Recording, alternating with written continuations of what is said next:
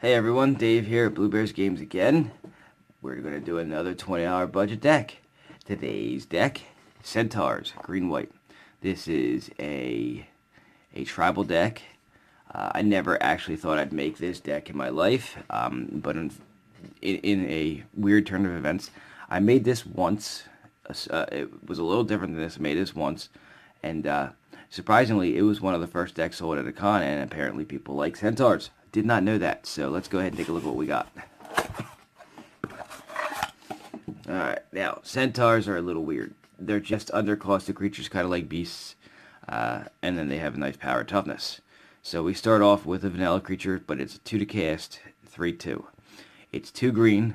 We are green-white, and it's 2 green, so it's a little harder to get 2 green to begin with. However, there are some things in this deck that pay attention to the mana cost, so I'll go ahead and show you that in a minute. I got a play set of those in there because if you get them out, like if you happen to get 2 green to start with and you get that out there, you know, most creatures at 2 to cast are not going to have a 3 power, and some may have a 3 toughness, but not really. Alright, and the next one is Nessian Courser. Again, it's a 3 to cast, 3/3. Most of the creatures in this deck I think are 3/3, but I don't remember exactly all of them. But yeah, so 2 of those go in there. The next creature is Pharaoh's Band Tromper. He is a 4 to cast, 3/3 with Inspired. When he gets Inspired, which is whenever he becomes untapped, put a +1/+1 counter on him. Now remember that this card for later, there is a combo in here with him. So I've got 2 of those in here. Now remember I said that the mana cost on the cards counts or matters. That's for this card. Alia's Disciple is a 4 to cast, 3/3 that when it enters the battlefield, gain life equal to Devotion, and Devotion is a ability that counts the mana symbols on the board of the type that it says. So this one's green. So each green mana symbol on the board, and it counts itself because it's already in play when it comes into play, and the ability hits, you gain life equal to that. So I went ahead and put a... Oh, it's also a 3/3, so just like the rest. Alright. The next one, Farika's Disciple, is a 4 to cast, 2/3. It's a Death Toucher. Death Toucher is a sort of form of evasion. A lot of people don't like to block Death Touchers, especially for chump blocking, because no matter what happens, I'm sorry, not chump blocking, for non-chump blocking, because their creature just dies.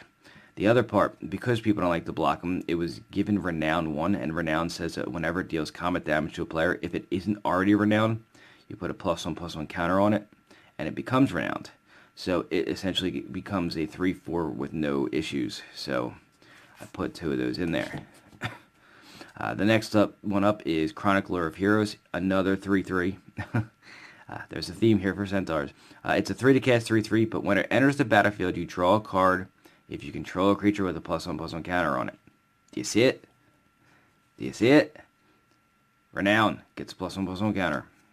The hope is that you get these 2 out so that you can draw a card, because white-green does not draw cards very easily.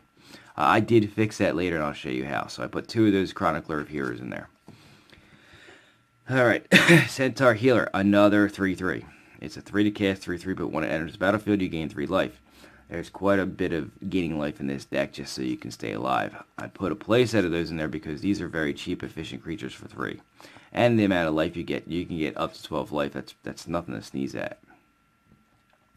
Alright, now, this card combos well with one of the previous cards. It's a 5 to cast, 4/4 Vigilance with Convoke, and Convoke just says that you can tap a creature to help cast this creature, even if it doesn't have the ability to add mana.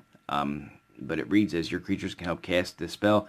Each creature you tap while casting this spell pays for 1 colorless mana or 1 colored mana of the mana type that is required.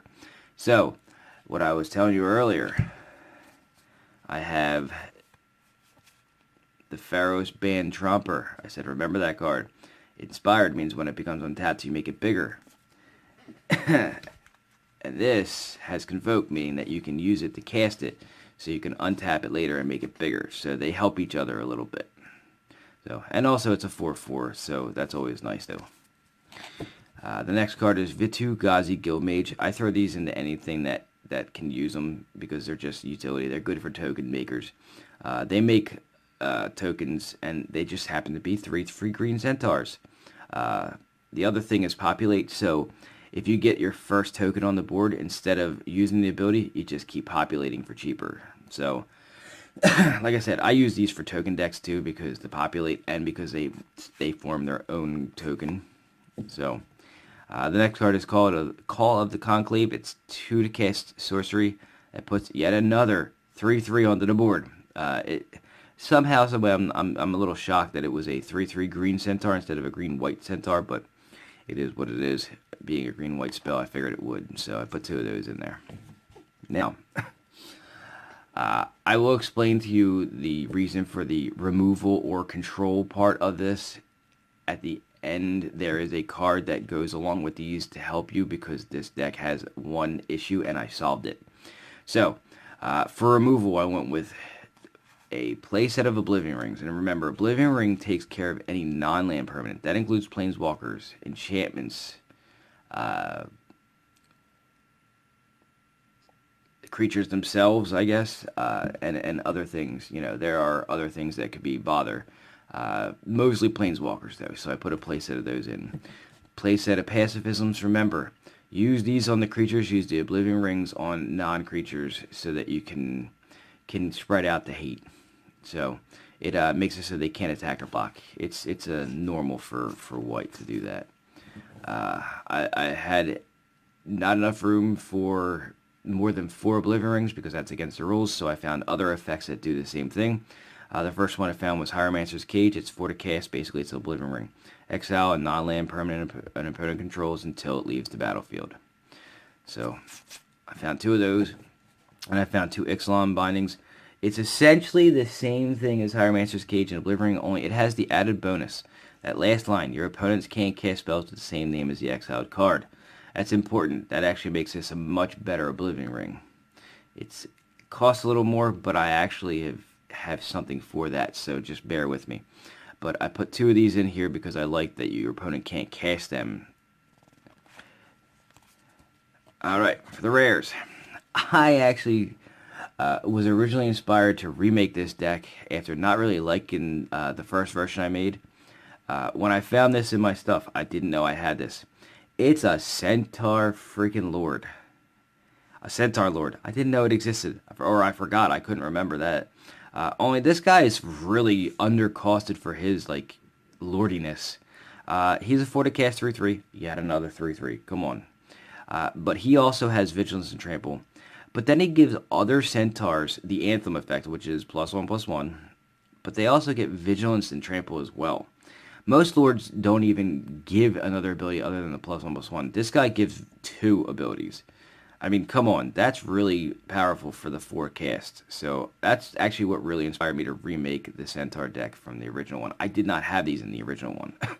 So, I mean, I think that's great. Vigilance, I tell you guys all the time, I love Vigilance. Vigilance makes it so that you can do things that you shouldn't normally be able to do. So, there, that one's in there. Now, I said earlier, don't worry about the cost of your enchantments, because I found a Centaur that makes them cost cheaper. So it's a 2 to cast 2/2 Centaur. Surprised it's not a 3/3. That whenever you cast an enchantment spell, you gain a life, but it also reduces the cost of your enchantment spells by 1. So essentially, it's making a Pacifism 1 to cast, an Oblivion Ring 2 to cast, you know, the Ixalan's Binding 3 to cast. It's kind of helpful. So I said, I told you I had a solution for it. It's actually a double solution because it also helps you gain life. So I went with that. Now, you're not going to know what this is. This is Fated Intervention, I believe is what it's called. Essentially, it's an instant that creates 2 3/3 green Centaurs. And if you cast a spell during your turn, you scry 2. So it fit the tribal theme of Centaurs, but it also made it so that you can put out combat tricks. So it's an instant. So your opponent attacks in, and say you have no creatures out, it's attacking with, say, 2/2s, and it doesn't, it thinks you just don't have anything out for some reason. You Fated Intervention, and you put out 2 3/3s. 2 3/3s, mind you, not 1, 2. So it's more for combat trick, but it fit the tribal theme that it creates Centaurs as well. And the problem that white and green have is they cannot draw cards. The only non-Centaur in this deck was also the special card that I found. It is a foil Eidolon of Blossoms. It's a 4 to cast 2/2 that has Constellation. And what Constellation is that whenever he or she, or it, I'll go with it because it's a spirit, whenever it comes into play, or another enchantment enters the battlefield under your control, draw a card. So, we have all of our creature control suite of cards are enchantments. So now they get cheaper, and you draw a card. That's how I was able to solve the whole weaknesses of this deck, being that it can't draw cards and it can't control creatures and it's overcosted. I took care of that with the 2 cards. Eidolon of Blossoms is one of them. Alright. So, it's green-white, so we have the basic plains, we have the basic forests, and you guys should know by now my deal. Some faux fetches. I do love that term, faux fetches. To go get some mana fixing done and send out your deck of cards and your playset of Selesnya Guildgates. So, there we have the $20 budget deck, Centaurs.